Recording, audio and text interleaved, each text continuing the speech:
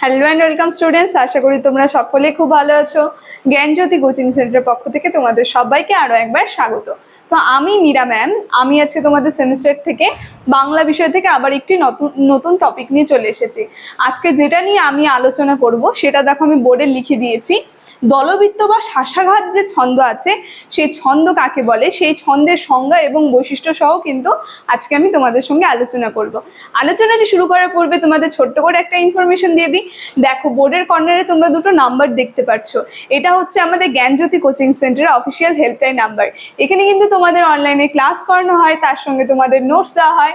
তো তোমরা যারা যারা আমাদের থেকে নোটস পেতে চাচ্ছ বা আমাদের সঙ্গে অনলাইন ক্লাসে যুক্ত হতে চাচ্ছ, তারা এই উপরে দেওয়া নাম্বার দুটির সঙ্গে যোগাযোগ করে কিন্তু আমাদের সঙ্গে যুক্ত হয়ে যেতে পারবে। ঠিক আছে, তাহলে আমি আমার আলোচনাটি শুরু করছি।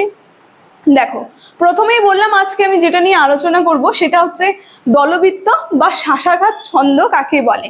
এই ছন্দের দেখো সংজ্ঞাটা আমি লিখিনি, ঠিক আছে? ছন্দের সংজ্ঞাটা আমি তোমাদেরকে মুখেই বলবো।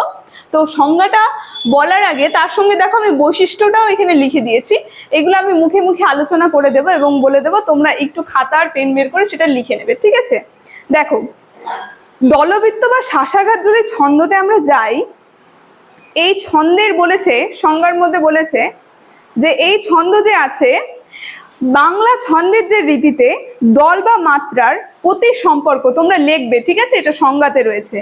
বাংলা ছন্দের যে রীতিতে দল বা মাত্রার প্রতি সম্পর্ক সরল, অর্থাৎ মুক্ত রুদ্ধ নির্বিশেষে দল যেখানে যেখানে একমাত্রা রোচন পায়, ছন্দ পংক্তিতে সাধারণত 4 মাত্রার বা চতুর্থ পর্বের ধ্বনিক্রম আবর্তিত হয়ে থাকে, তাকেই বলা হয় দলবৃত্ত ছন্দ।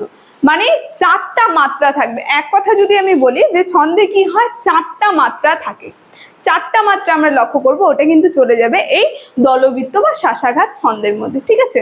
দেখো, এই যে সংজ্ঞাটা আমি তো তোমাদেরকে বলে দিলাম, এখন এটা তোমাদের 3 মার্কস আসবে, ঠিক আছে? তার সঙ্গে যদি এই একজনের আরেকজন আলংকারিকের যদি সংজ্ঞা তোমরা দাও তাহলে সেটা আরেকটু ভালো হবে। দেখো, আলংকারিক যে আছে অমূল্যধন মুখোপাধ্যায়, তিনি বলেছে এই শাসাঘাত ছন্দেরই আরেকটা সংজ্ঞা তিনি দিয়েছে।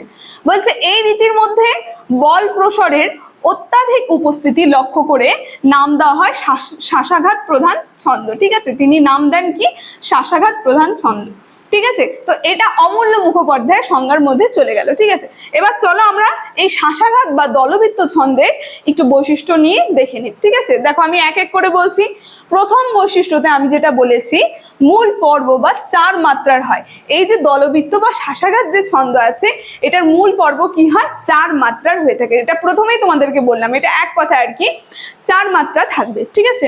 দেখো, এবার 2 নাম্বার যদি বৈশিষ্ট্যতে আমরা চলে যাই, 2 নম্বরে দেখো আমি লিখেছি প্রতি পর্বে প্রথম অক্ষরে একটা শাসাঘাত বা প্রসর পড়বে, ঠিক আছে? প্রতি পর্বে কি হবে, প্রথম যে অক্ষরটা থাকে সেই অক্ষরটার মধ্যে একটা শাসাঘাত বা প্রসর পড়বে, মানে সেখানে একটা বাধা পড়বে সেই স্বরটার মধ্যে, ঠিক আছে? দেখো, 3 নাম্বার বৈশিষ্ট্যতে যদি আমরা চলে যাই, এখানে আমরা দেখব যে কোনো অক্ষর এক মাত্রার হয়। এখানে যে কোনো অক্ষর থাকবে, এটা কিসের হবে, এটা কিন্তু এক মাত্রার হয়ে থাকবে, ঠিক আছে? এবার লাস্ট 4 নাম্বার যে বৈশিষ্ট্য আছে, এই 4 নাম্বার বৈশিষ্ট্যতে আমরা দেখব যুক্ত ব্যঞ্জনের সংশ্লিষ্ট উচ্চারণ হয়, ঠিক আছে? যুক্ত যে ব্যঞ্জনটা থাকে সেটা সংশ্লিষ্ট উচ্চারণ করা হয়, ঠিক আছে, এই ছন্দের মধ্যে, ঠিক আছে? তো আজকে এই দলবৃত্ত বা শাসাঘাত ছন্দের আলোচনাটি আমার এতটুকুনি ছিল। আলোচনাটি আমি এখানেই শেষ করছি। আলোচনাটি আশা করি তোমরা বুঝতে পেরেছো। ভিডিওটি যদি ভালো লেগে থাকে অবশ্যই like, comment, share and subscribe করে দেবে। Thank you.